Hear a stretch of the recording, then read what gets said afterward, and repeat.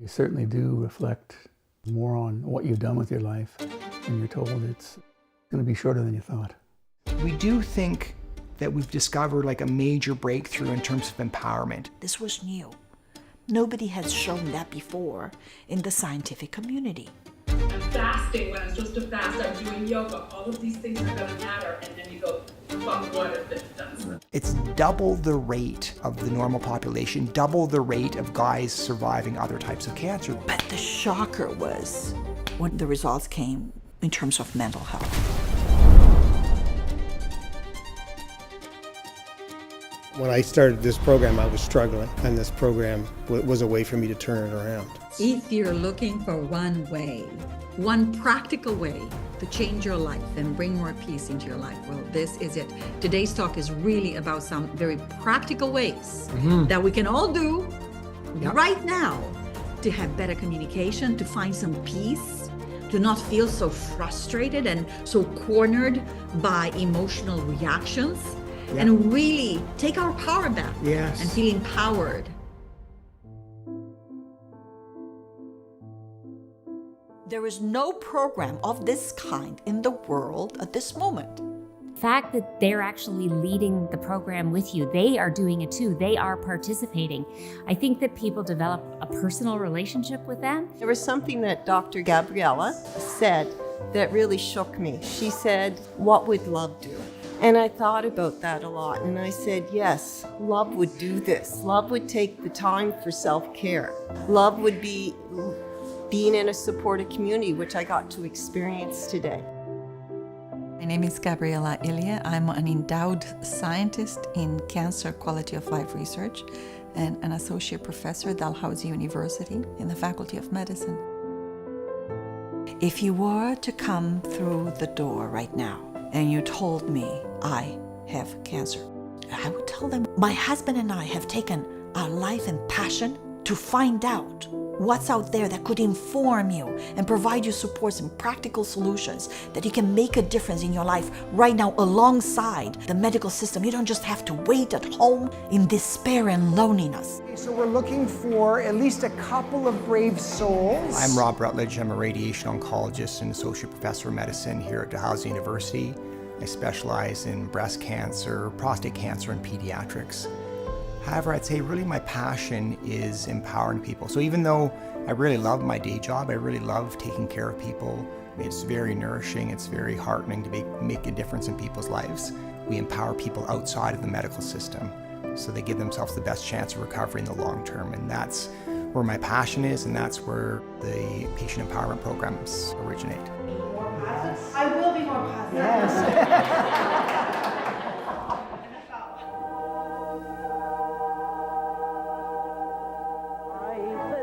I was born in Romania, in Bucharest. I lived there until 1987. Amazing place, a lot of poetry, a lot of music, a lot of spirit and connection to nature. As a child in Romania, children were to be seen, not heard.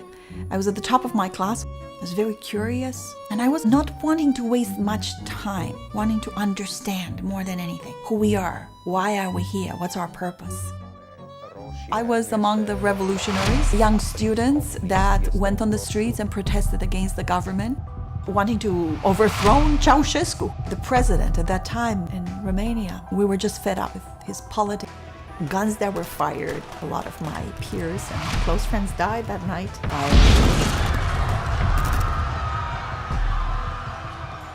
Soon after that, a new government came, and things didn't change much. And I had made up my mind that I was not to stay there. Immigrated to Brussels, Belgium. I was an illegal immigrant, asked for political asylum, started working for the European Commission as a translator, was involved with radio and TV, applied for landed immigration in Canada. Within 3 years, I was in Canada. 1991. Growing up, Northern Ontario, city of 50,000, insular, friendly. My dad had a profound influence on me because he was very demanding. About grade 9, I had this burning aspiration to become a physician. I couldn't see myself doing anything else. I worked extremely hard in late high school, throughout medical school, specialized and become a radiation oncologist. I wanted that technical competence going into medical school. I was going through a kind of spiritual transformation as well. So, God speaks in big symbols to slow people. It's just one of those moments where you feel like the book is falling off the shelf. The book that I read was called Love, Medicine, and Miracles by Dr. Bernie Siegel. He's an Ivy League surgeon. And what he noticed was there were his exceptional cancer patients that got through their treatments more easily, undergone spontaneous remission. And so he wrote about this. And one of them was this idea of people being able to experience and express unconditional love, change their perspective, and oftentimes that would improve their outcome. And when I read that, it was as if I'd been walking through a desert, and then I came upon kind of a watering hole, right? So it's like filling my soul. And I kind of knew that's what I want to do. I want to be a cancer doctor. I also wanted to be a support group leader, and I wanted to teach people how they could really not only improve their outcome, their chance of recovery, but how to live their lives fully. I didn't want this to be quackery. I wanted to make sure that it was scientifically based. I wasn't just offering a false hope, that there was a background to that. And there are certain attributes of people who do extremely well. The scientific literature was also starting to explain what was obvious to everybody, which is our minds actually do influence our bodies. I couldn't even describe what was done to me. I didn't even know those things could be done until I was lying there having them done, like again and again and again and over and over and over. I'm here because I participated in the CPEP, the Cancer Patient Empowerment Program. I married my high school sweetheart, decided to have our children 12 years after we started dating. Our son, Seamus, then our daughter, Delaney, was born 2 years later, and we always had pets because I just love animals. 5 years ago, I was self-employed, loving what I was working at. I was due for a mammogram, and if I don't work, I don't get paid. So it's a big deal for me not to work. Plus, I was juggling so many clients with massive deadlines. However, I just had this feeling that I really had to go for that mammogram. While I was there having it done, I knew instantly from the reaction of the technician on her face, without her saying anything to me, that there was a problem. Do things like this to give back. It's the least I can do. It's my purpose or meaning right now. I want to say 2015. I was already over 50. I had my first ever colonoscopy. Doctor says, well, I did see something there. I got part of it. It's just a tiny, tiny polyp. And he said something he probably shouldn't have, which is, I've seen hundreds of these and this doesn't look like cancer. I was born in Vancouver, moved to Victoria, pleasant upbringing there. I was a bit of a class clown, most likely to be sent to the office during elementary school. Music was one of my favorite things. I'd say it's a lifelong passion. Led to my first summer job with the Sea Cadets. Didn't pay a lot, but I just basically had to play the trumpet and teach other kids how to play the trumpet. The summers were great. I was quite happy. And that led to me joining the Naval Reserve as a musician as well. Getting paid very little, but again, I'm having fun doing what I'm doing. When I was 30, I had the opportunity to go back to law school. Interested in the idea of law, even at a young age. And after articling for a year, I moved right into a position representing people in family law situations, divorce, child custody, and child protection, which is the work I did for the next 22 years until cancer started to interfere too much in my life to be working. My family doctor's office had called and said, have you heard from the gastroenterologist about your colonoscopy? I said, no. And obviously I figured that was good news. I went in and my doctor told me, oh, it's cancer, it's adenocarcinoma. I thought, well, yeah, but it's the size of my thumbnail. How can that be serious? And she was very serious. She said, this is, an aggressive type of cancer. We're going to refer you to surgery. Went inside with a camera and cut a small section of my bowel out. And again, I thought, this is fine. They're going to do this as a precaution. There's no actual cancer there, I'm sure. I was back at work within 10 days. I got a call that year saying, well, we got a problem.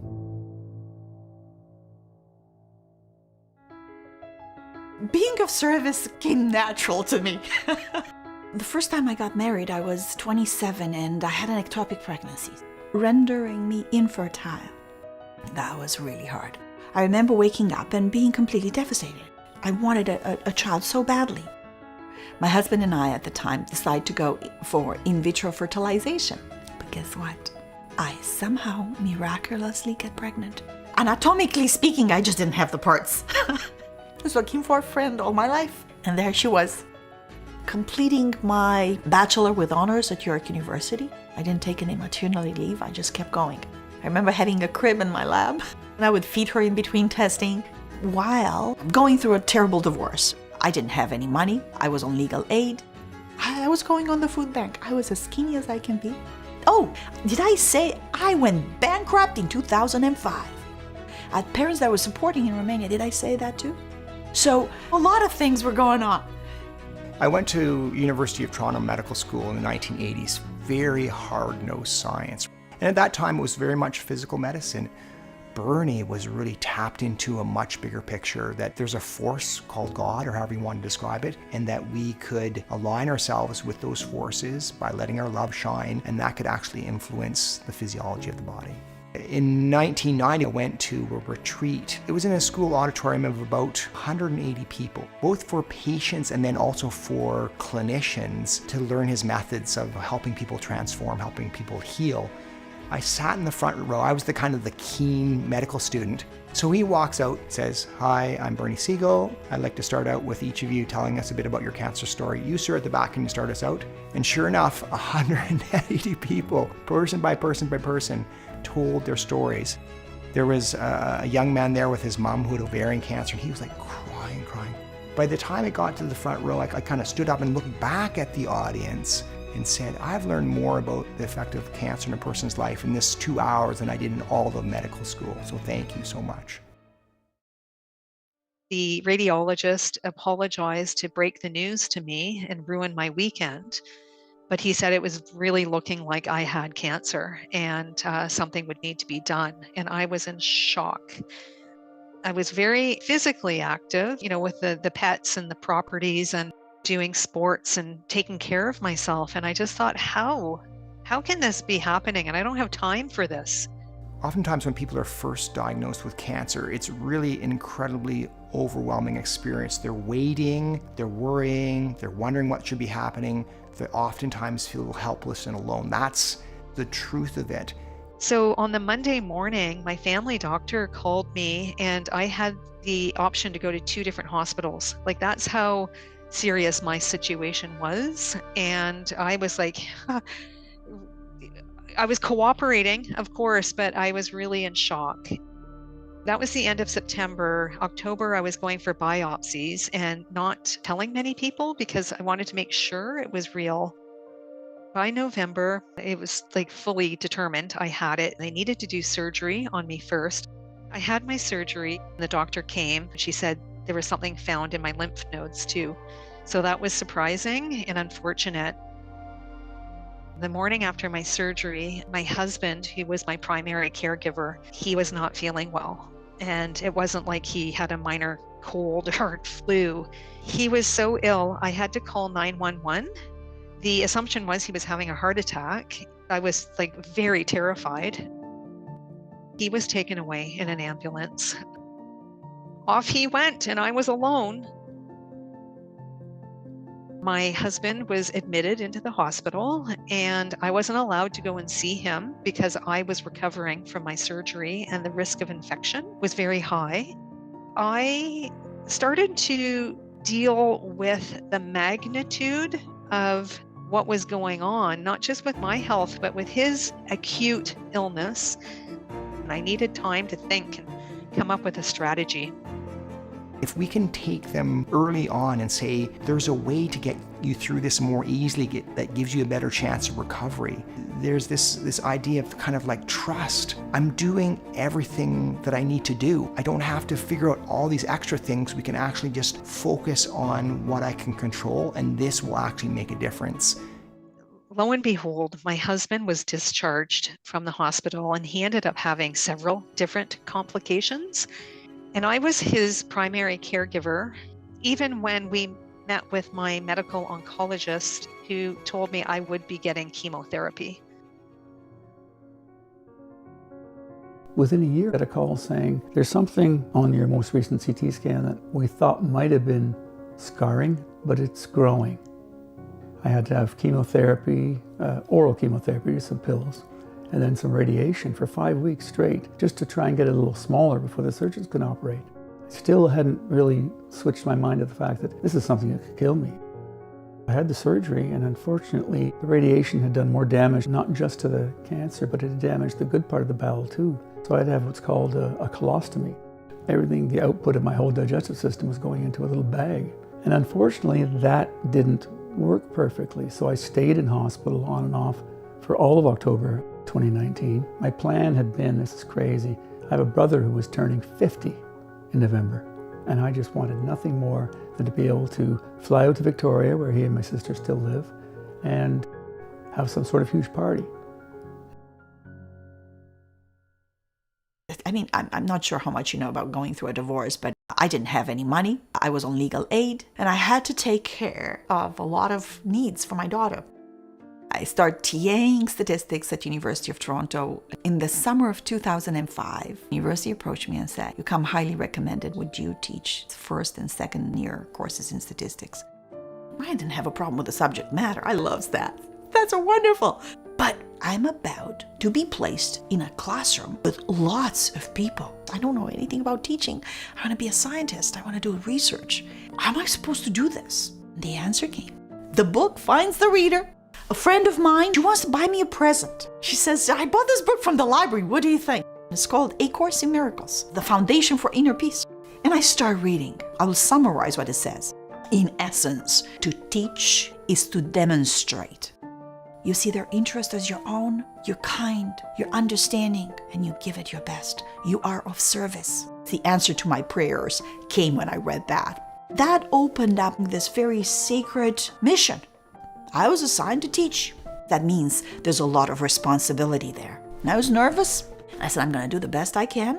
I would teach in a narrative way. I would engage them in conversation. I wanted to break convention. And that, I think, intrigued them. It empowered them. It activated a role in their own learning. My journey in healthcare, I think, began then. So I was wondering, how on earth am I going to do this and care for my husband? And not only was my husband ill, he had been on a tremendous amount of morphine while he was admitted in the hospital. And he was really not functioning, to the point where he would leave the stove turned on, wouldn't remember that the dogs were outside. So I had to remember on his behalf, and the responsibilities for me were enormous.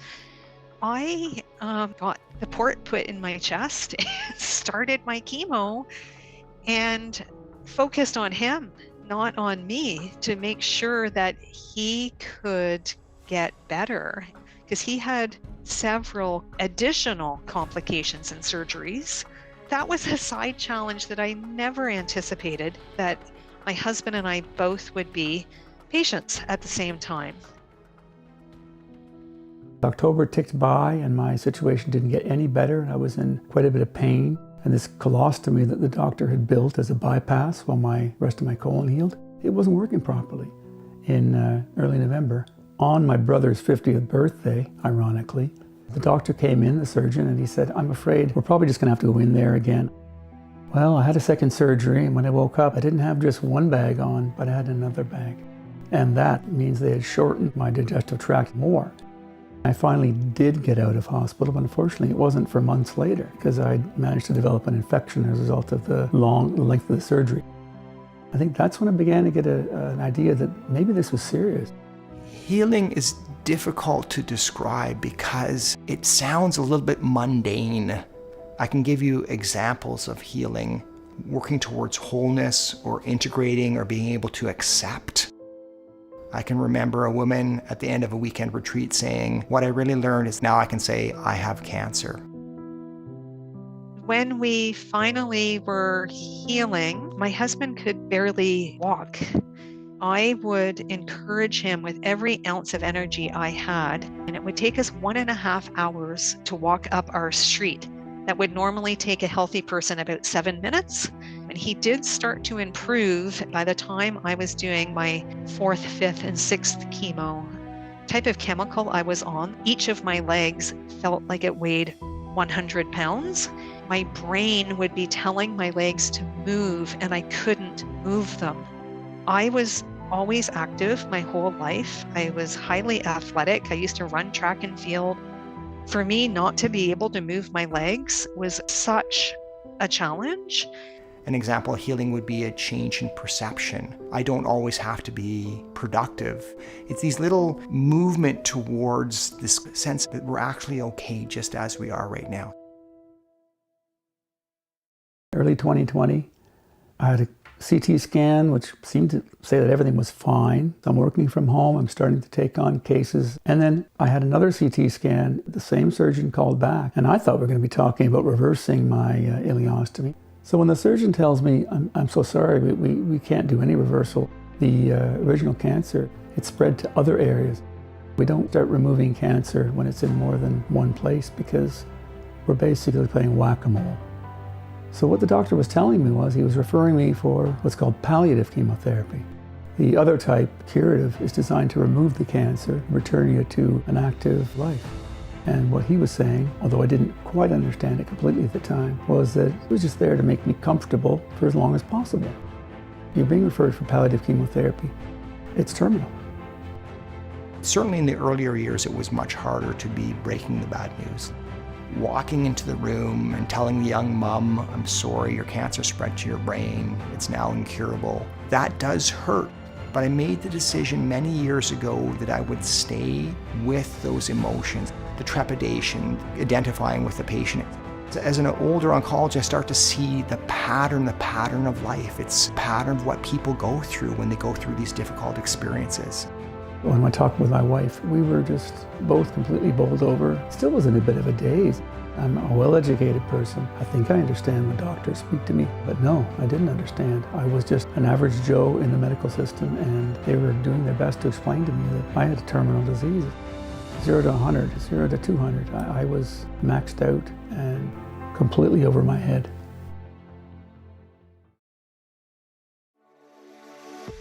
Frank and Debbie Sobey, he gets a prostate cancer diagnosis when he's 50. They identify a gap between what the medical system has to offer, and that's treatment for cancer, and then what the person feels. The medical system was meant to deal with the disease, and they're doing a great job at it. But there is this other aspect that is not looked after. They decide to endow money to shed light on the patient and their journey. The position is called Solcha. Solcha in Gaelic means guiding light. And I find that out and I'm intrigued. I mean, for someone that has followed this inner light all her life. My thought at the time was that I would continue with traumatic brain research. The problem is there were no positions available in my areas of research. I end up applying. I don't know anything about prostate cancer, but I've done a huge amount of courses in health and well-being. It became clear this is my place. I had to abandon where I had a name in the international scientific community and now go into a completely uncharted territory. First day on the job, 2016, I went to the prostate cancer support group and I said, this gap that Frank and Debbie Sobey identified, help me see. And I will put every bit of expertise to shed light on this matter and do something about it. And then I went to the clinicians and I said, how are your patients doing?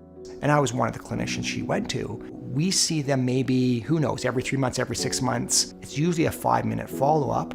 The guys are putting on a happy face, like, no problem, doc. We're thinking from a very physical medicine perspective, what can we do to actually help these guys? But Gabriella is asking a deeper question. She's asking, how are they doing psychologically? Don't know. And so nobody knew. This lifestyle changes, basically nobody has been educating us. Most people don't have a strategy to deal with these issues.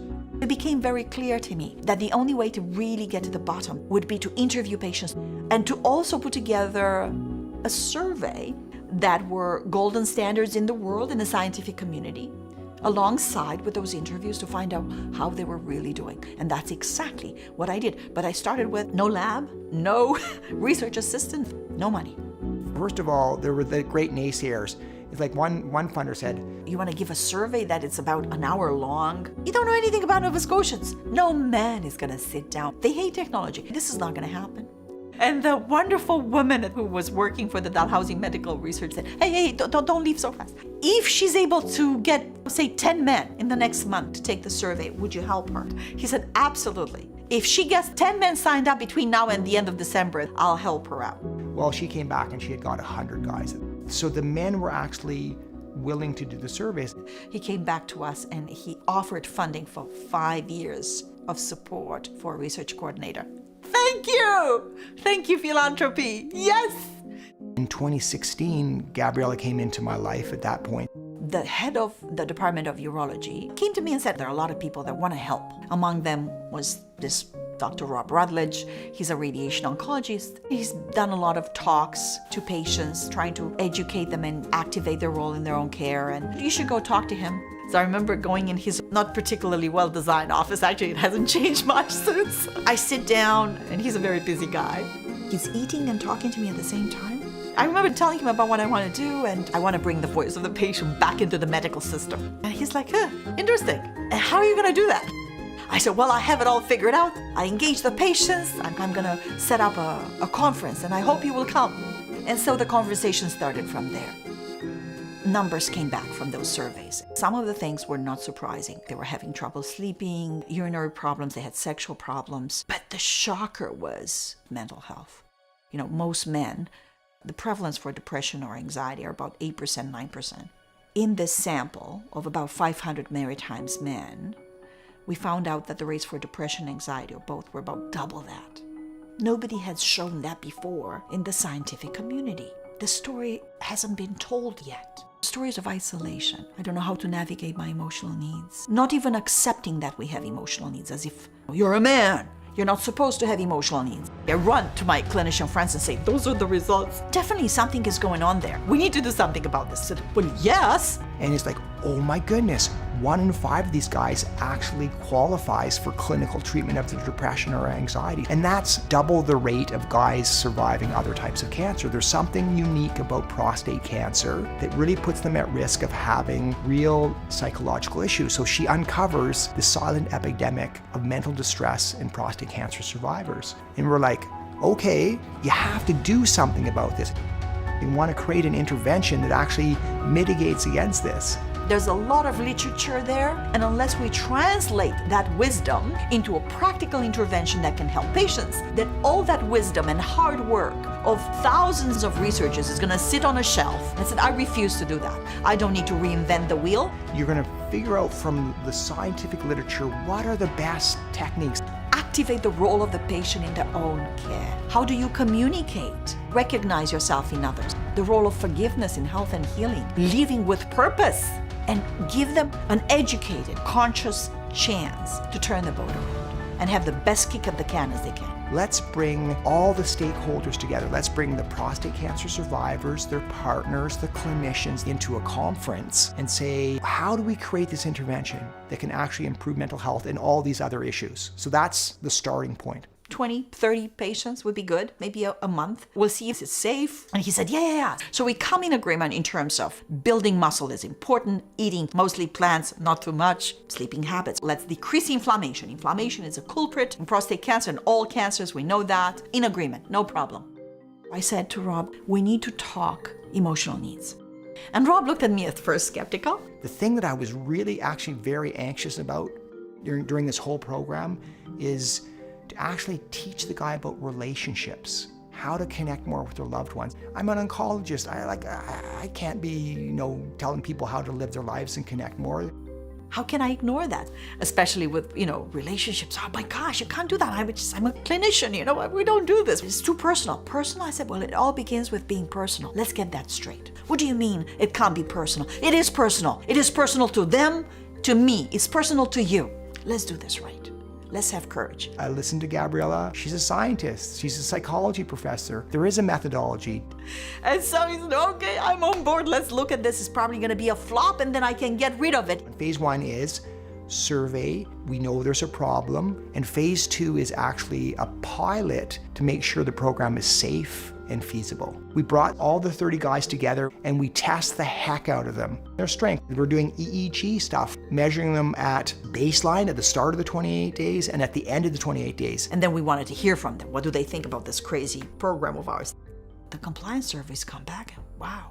What's super remarkable and does not happen in science is we had 100% compliance with the evaluation. That's huge on all aspects of the program. All 30 guys showed up for assessment at the end, and they all filled out their weekly surveys as well. It only happens if you have a good intervention, and the 30 guys gave back to us. They're contributing to science. We did interviews with them at the end. The compliance surveys, they're a pain in the ass, right? We should get rid of them. No, don't touch them. They made us accountable. I wanted to show you that I care about this.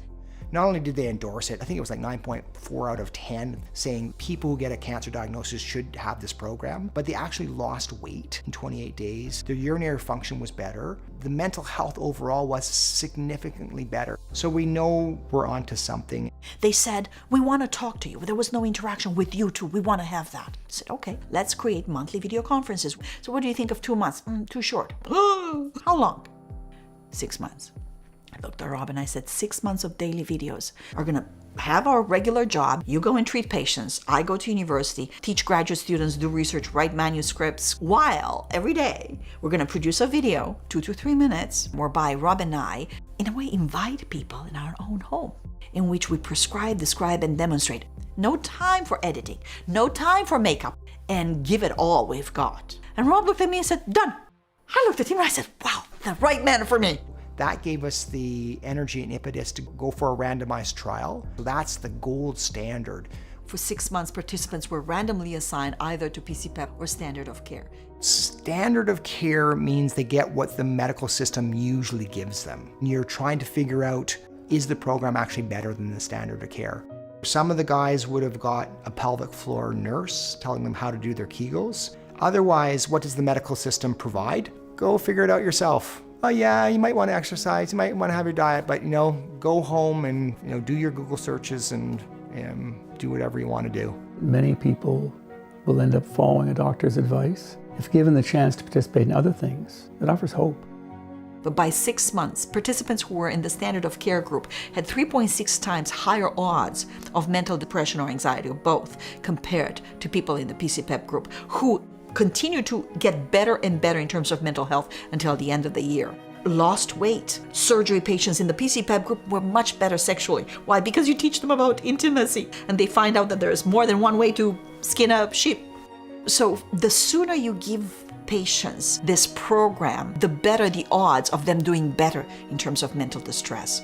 So you empower them with the information to satisfy their emotional needs and really take care of themselves so that the treatment works alongside with things that only they can control in the privacy of their own home. I had to continue going to the chemo clinic every 3 weeks for 14 months. When I was finished my radiation, that was classified as a finishing treatment, really trying to relearn how I'm going to live. When I found out about the CPEP program, I participated in a class called Qigong. I was really self-conscious about how unable I was physically. I was really afraid to go.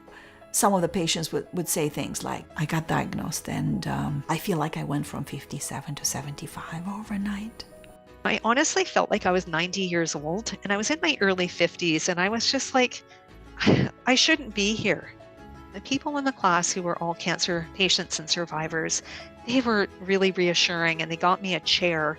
It was such a struggle just to do the arm movements. At that point, I learned that even though I had to sit through it, I could start using my arms. That gave me an opportunity to discover how to rebuild my life, that I could regain my strength. My introduction came through my medical oncologist, and they were looking to expand it to try it with all cancers. The attraction to the CPEP was that it was all-encompassing, beyond my expectations as to how many different levels of assistance it was providing. Have those 2 to 3 minutes daily videos, the strength building, customized, tailored to patients' needs. We have Kegels, we developed a regimen, we engaged professionals. Make it consistent. Celebrate. I took my vitamin D. Woohoo! We are actually able to measure activities throughout the 6 months, and on average, they actually did very close to what we asked them. About 70 minutes of activity a day. We thought, my gosh, we're taking the stuffing out of the turkey. They're not going to want to do this. This is just too much work. We're going to kill them. Just immersed myself in all things CPEP, and it felt great. The reason I was so happy with the PEP program is it involves daily contact with the patient. So Gabriella recorded a small YouTube video, watch it every morning. They remind you of an aspect of the program. For example, walking outdoors. Tuesday is Touch Tuesday. Make sure you give your partner a hug. Wednesday is Walking Wednesday. When I'm at the farmer's market on Saturday, I'm thinking of Gabriella showing us her purchases at her local farmer's market. Mushroom Monday, because diet was another aspect of the program. And what I found best about their program was the structure. It is the consistency that is the biggest attraction. Because after undergoing a cancer diagnosis and a treatment and recovery, there's a lot of inconsistency. I think many of us know, our doctor tells us, well, you should think about removing red meat from your diet. I'll think about it. I don't necessarily do it. But when you get an email from Rob and Gabriella with their smiling faces, they're still running full-time lives in academia, or in Rob's case, both academia and a radiation oncologist. And they're doing these things along with you. There were extra videos showing you how to cook easy, healthy meals that didn't involve meat. Rob and Gabriella are both vegans, and they're quite okay with saying, look, we're throwing out these ideas. Take with it what you find is useful or resonates with you, and 99% of it did. The most valuable thing I got out of CPEP, a sense of community. Rob and Gabriella always invite everyone into their world, into their conversation. One of the aspects was assigning you a PEP partner, someone else who was in a similar situation who you might be able to talk to once a week. They absolutely loved it. They would call each other every Monday and say, did you do the strength exercises? No, man, I was busy. I had family over. But you know what? I'm doing it double. To be able to call somebody, how you doing, Joe? And how you doing, and well, how's your exercising going? Oh, yeah, well, okay, well, I did it 4 times instead of 5. Being able to talk to them about the problems and stuff is, hard. Yeah, it's hard on me too. So they were really motivating one another. If you want to be a mentor, you can be a mentor. Almost all of them became mentors. It makes me think of the teaching years. Students liked the fact that I knew when to step down and let them lead. We were much faster at establishing trust and an environment where we can share our ideas and opinions, and we learn together.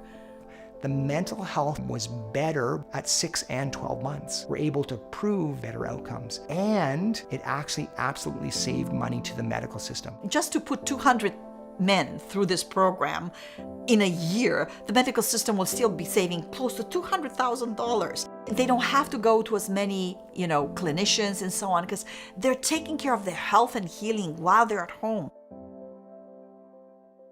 Once you're finished your treatment and you're surviving, you still always have a foot in the world of cancer. Many people around you will suddenly proclaim, you're done, your treatment, you're all better.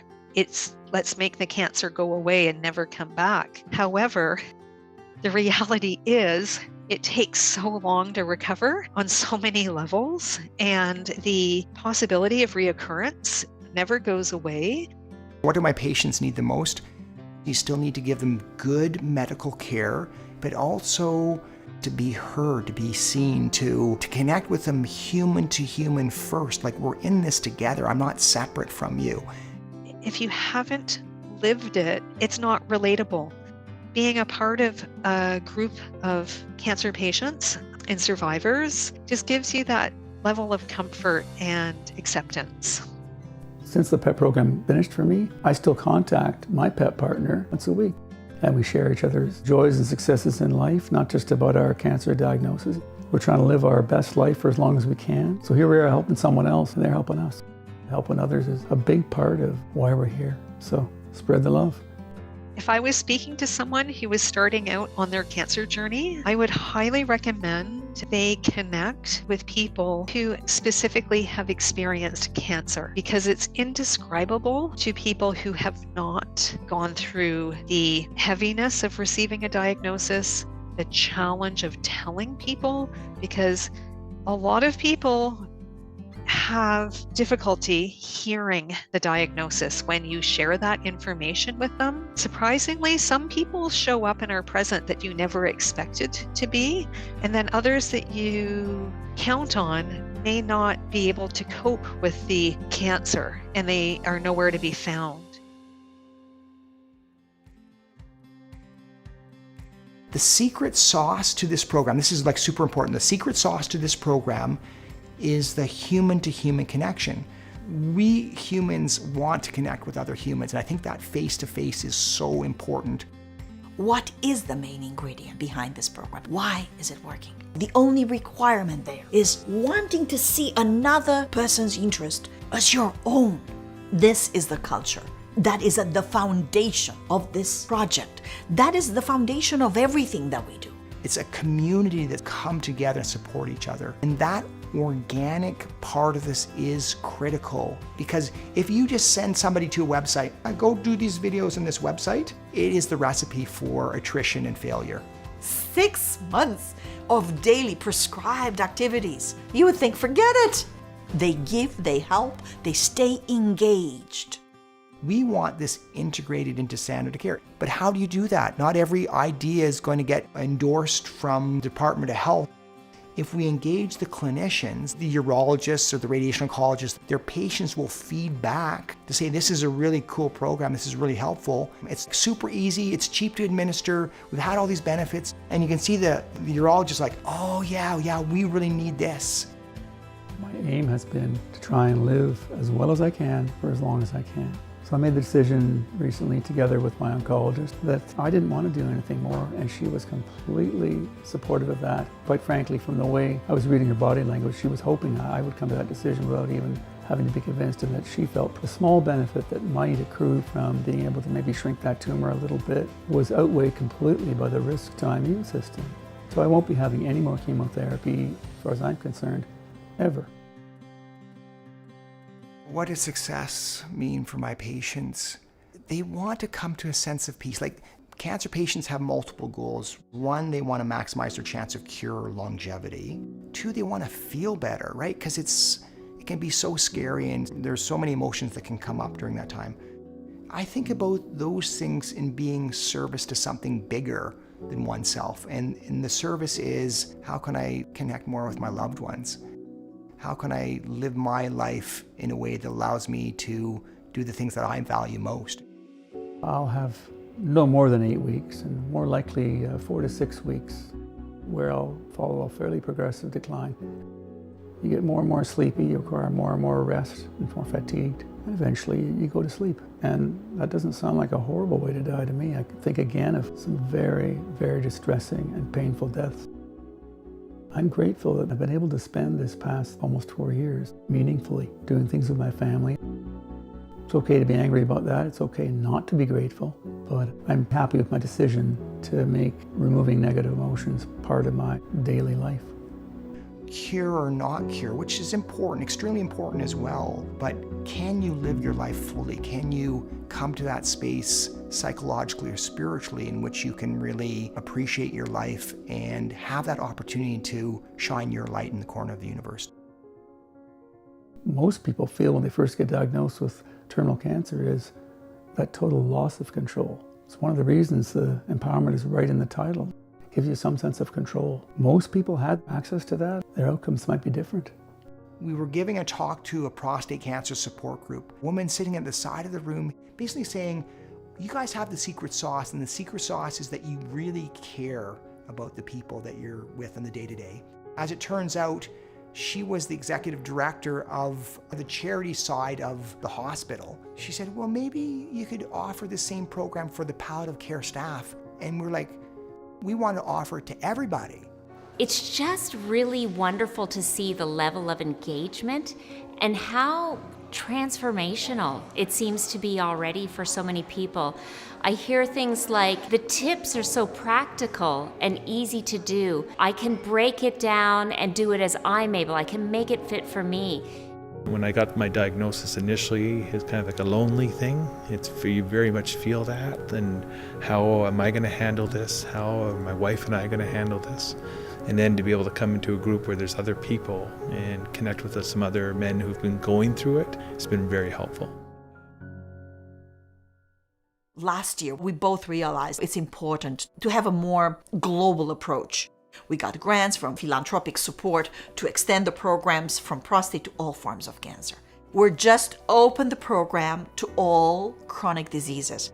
That package is ready to go for all cancers and hopefully for chronic medical conditions. Gabrielle and I will continue to offer the monthly video conferences. So whether it's the current 60 people that show up or it's 60,000 people that come to a monthly Zoom video conference, it doesn't really affect what we do. This is scalable to much larger audiences internationally. And we're really going to dedicate our lives for 20 plus years to do that. That's my passion. You probably heard about blue zones, places where people live longest and they're happiest. Why? Living life with a purpose. Move, eat well, plants, not chemicals, sleep hygiene, be generous, be grateful. All those elements feed into good quality of life. The way is back to those pure humanity principles. We can expand them throughout the world. What would I attribute the most to my recovery is my self-discipline. I had to tell myself I could do it. I had to tell myself every day, because you feel really beaten up. The medical profession is tremendous at assisting you in curing the ailment.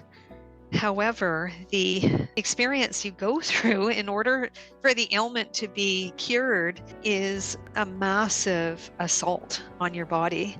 And I just got to the point where, I kind of lost sight of the world outside of the medical environment, because it's your lifeline. You're at their beck and call. You're not scheduling the time and date of your appointments. You're just jumping. And then it's suddenly done. It's really tough to put all the pieces of your broken life back together. My determination was I was going to regain a new life and build a life that would work for me, having survived. They do provide you with resources, but the resources are sort of helpful, but they're not holistic. The attraction to the CPEP program was that it was all-encompassing. Together, we're helping one another facilitate the adoption of new healthy living habits. The path of the teacher is there. Death in some ways is easy when it's inevitable. Some spiritual practices or faith practices can also be very comforting. Living sensibly, like doing something with your life, leaving the world a better place, helping at least one person. Feeling as if you have a purpose in life, a meaning, that's really important. Showing gratitude. It can be something very small. You could be looking out and seeing blue sky and sunshine rolling in the window now. I've always got something to be thankful for. I'm not some 25-year-old young father who's going to leave behind young children who may never even have memories of me. I began to know that negative emotions aren't good to have around. Let them go. Forgiveness, for example, good practice. Seeking out things that involve positive emotions. Hug someone for more than 10 seconds. You get a release of chemicals that make your body feel good. Some sort of spiritual connection. Having a network of friends. Keeping your body healthy and making it a place where it's inhospitable to cancer. And I do believe that your mind has a lot to do, your attitude has a lot to do with things. It's not just putting on a happy face, but really genuinely tapping into positive emotions. I'd like to be happier, so I go with gratitude. Made it to my 5-year anniversary of my diagnosis, and I was so relieved and grateful. Unfortunately, though, it was very conflicting for me. As I was reaching my 5-year, my husband was being diagnosed with cancer. The one consistent word that came up surrounding his health was complex. I've spent almost half of the winter in the hospital. We have a palliative nurse coming daily. It's a lot. There were several different life-threatening situations with my children present. It was not easy, to say the least. It's just really difficult watching him struggling. Fortunately, I'm strong enough to endure what's being directed at me. I'd be trying to keep some kind of routine going, doing my exercises and trying to eat well to ensure that I could handle whatever was coming at the two of us. That's where the CPEP program comes in. They lean heavily into how to carve out time for yourself, eat well, good relationships, ensure you're getting sleep. It's the holistic approach. And then you share that with your friends and relatives, change that family culture. You're then starting to have an influence at the level of society. And that's really our goal, is actually increase the health and wellness and happiness of the entire society. I think what they're doing is nothing short of courageous. They're making huge sacrifices. I wouldn't say that either Rob or Gabriella have low-stress jobs. She's so concerned about other people's well-being, she will sacrifice. And I think Rob too. I don't think Rob, my sense is he doesn't enjoy throwing himself out there, but he does it because he knows it helps. And I encourage him to keep doing it as long as they can. But like cancer patients, draw that line, take care of yourself. We're here to love. We're here to be, to remove the blocks of the awareness of love's constant presence in our life. We all yearn for this connection that reminds us who we truly are.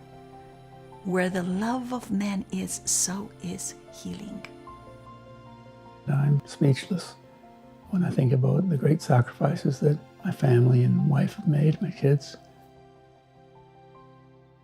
and that Rob and Gabriella are making for not just me, but for all the people. And I wish everybody could have the benefit that I've had.